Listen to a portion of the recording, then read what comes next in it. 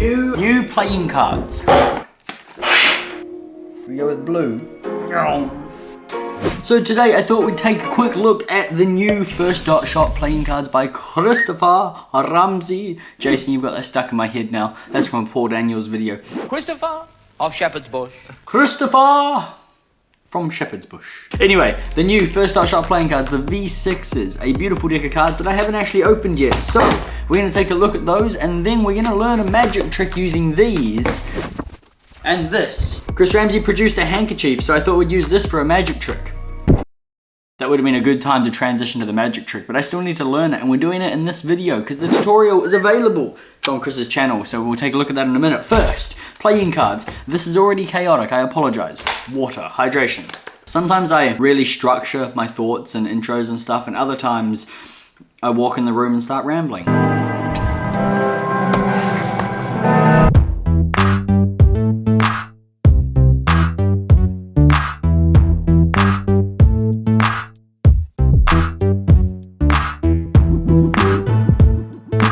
So these are the first V6s, pretty standard on the bottom of the tuck box here compared to all of the other cards. This is an interesting design. It's got the typical gold strip going all the way around, but the extra first on the box is quite nice. We've got cellophane that I need to get rid of. No seal on these cards either. We have the standard first gold foil on the inside here. And then,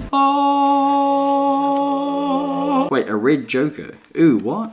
Okay, I don't think I like these. Why are they red in the black deck? Anyway, continuing on. This is the back design. It's not actually a two-way deck. It is a one-way back design. It's relatively similar at both ends though, and I quite like it. The gold strip around the edges of the cards, standard on most of his playing cards these days. I don't know if anyone has any negative thoughts about this. Does anyone care that it goes all the way to the edge and like you can see it on the side of the cards? Does this affect anyone's performance with these kind of cards? Let me know. Comments.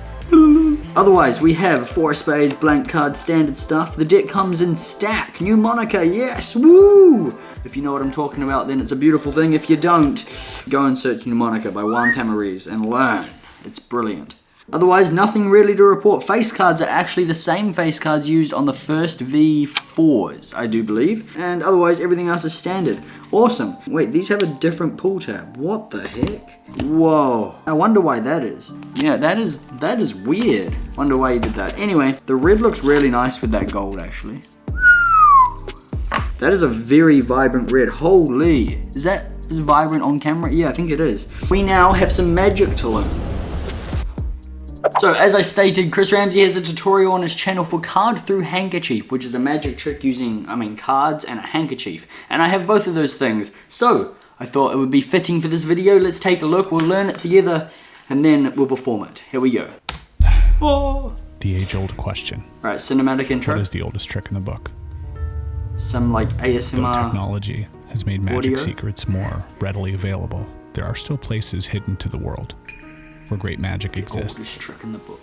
Books. Dusty. Crackling. Worn out books. His intros are always on point. They're absolutely beautiful. These books were used by every famous magician imaginable. Very One would have cinematic. to decipher the handling by the use of complicated terms and old imagery. Yeah. Magic books are a bit In of a this pain to series, read sometimes. I wish to explore some of these ideas lost in text. Ideas which perhaps make use of props we may no longer utilize.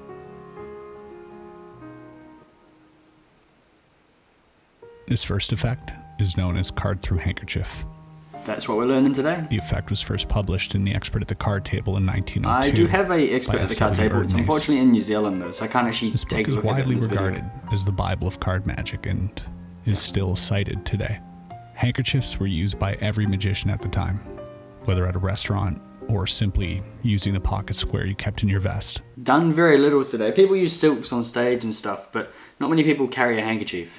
Full effects, and they can be folded and packed in such a small compass that their subsequent expansion to full size appears marvelous. That was a lot of words. Their subsequent expansion to full size. Acts of today make use of silks alone, and rarely does one see a magic act that does not include at least one trick with silk.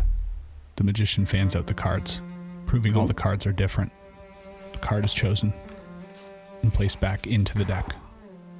The magician retrieves his handkerchief from his coat pocket, covers the deck, wrapping it up with each side of the handkerchief.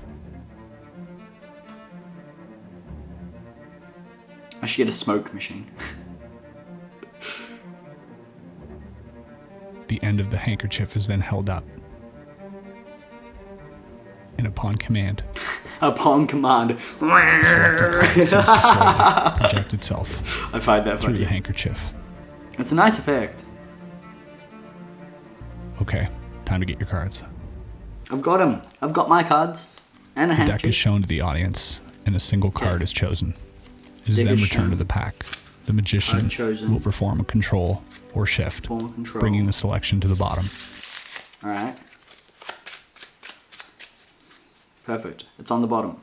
And once the card Yeah. is at the bottom, a pinky break will separate that card Okay. from the rest of Hold the a deck. break. The handkerchief is then laid diagonally over the deck.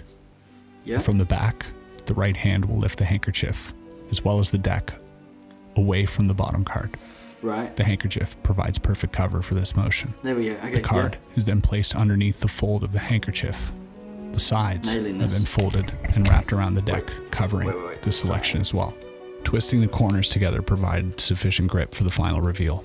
The cloth is held and then shook up and down until the selection begins to protrude and eventually flutters to the floor. Wow, it's working. Look, I have a card produced from a handkerchief. The chosen card. Nailed it. Can't actually.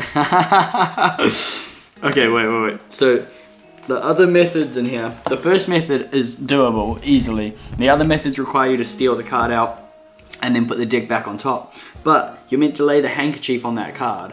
And I don't know if you can see this, but it's as plain as day in real life. This handkerchief is very see-through, like quite see-through. And so you can just see the card right there. Yeah. Look at this, you can just see the card through it. So this doesn't technically work. I mean, to then bring this cover and like you've got enough cover, but that is very see-through. That's funny. We can still do the trick though. The magic trick for day 134 requires a card to be selected, in this case the Queen of Spades. Remember this, we'll leave it sticking out of the center of the pack so you can see it till the last moment that we push it all the way in. Then we also need to use this here handkerchief. We're actually going to drape this over the entire deck of cards, wrapping the cards up nice and tight, making a snug little blanket. I know, all warm and cozy. Then we just gather the ends up, wrap them around, and we can begin to do some magic, as that chosen card should begin to melt through the layers of the handkerchief all the way out the other side. Watch carefully, as that should be the chosen Queen of Spades, leaving the entire deck of cards wrapped up nice and tight inside of the handkerchief. And that is the trick for day 134. And that is it. That trick was actually a little bit more difficult to film, not because of any of the sleight of hand, but because of wrapping a handkerchief up, apparently doing it smoothly and in a quick enough motion that I was happy with was more difficult than I expected. Took me like 15 minutes to film that damn trick. Anyway, that was just a quick look at the first V6 playing cards, which I do really like. I really like the design. The Joker's not so much, but that's the only complaint I have.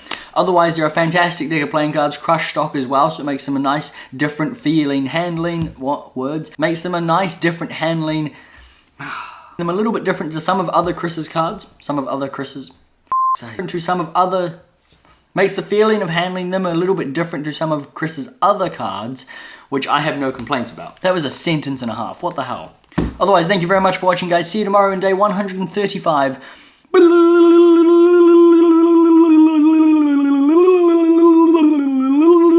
Wonder how long I can do that for.